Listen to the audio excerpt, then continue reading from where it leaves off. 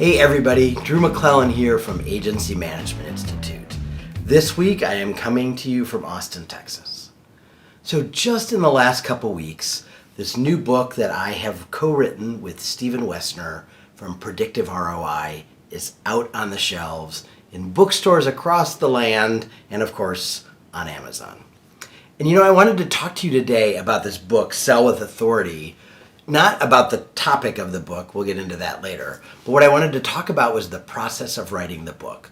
So many of you have told me you want to write a book and you want to use that as a way to position yourself as an authority or an expert, which, by the way, I'm a big fan of, hence the topic of the book.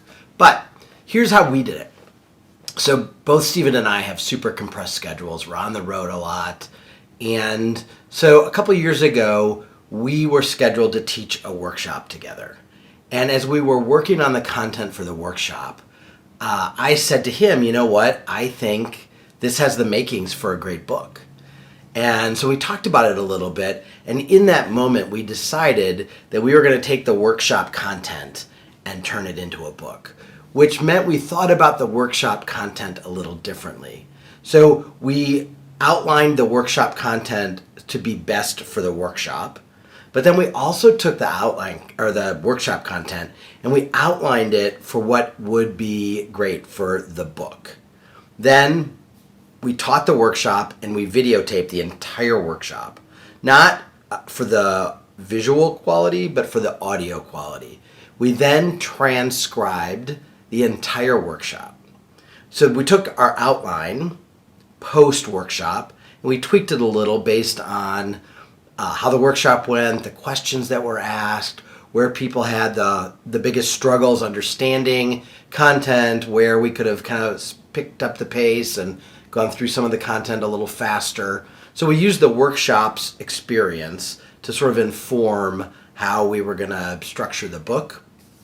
And then we had all of those videos transcribed, and we matched up the video content, so the transcriptions, with the chapters. And the transcriptions then became the basis of, I'm not going to say the complete chapter, but they became the basis of each chapter. So we divided up the chapter list. We took the transcripts that were related to the chapters we were assigned to writing, and then we used the transcripts as sort of the starting place to shape the chapter. And so then each chapter was written, and then what I know I did, and Stephen did as well, is so I would augment the workshop content with other writing, and we peppered in a lot more examples in the book than we had time to talk about in the workshop.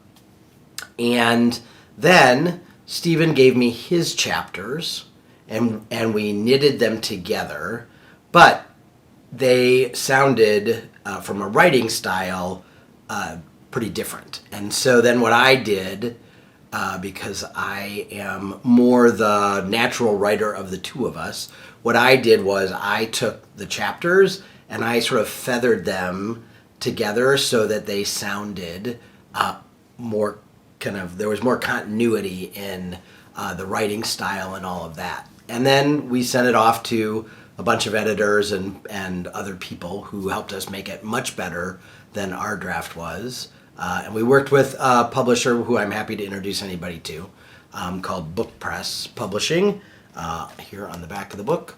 And they really helped us improve the book in terms of the way the content was written and the way it was formatted and presented.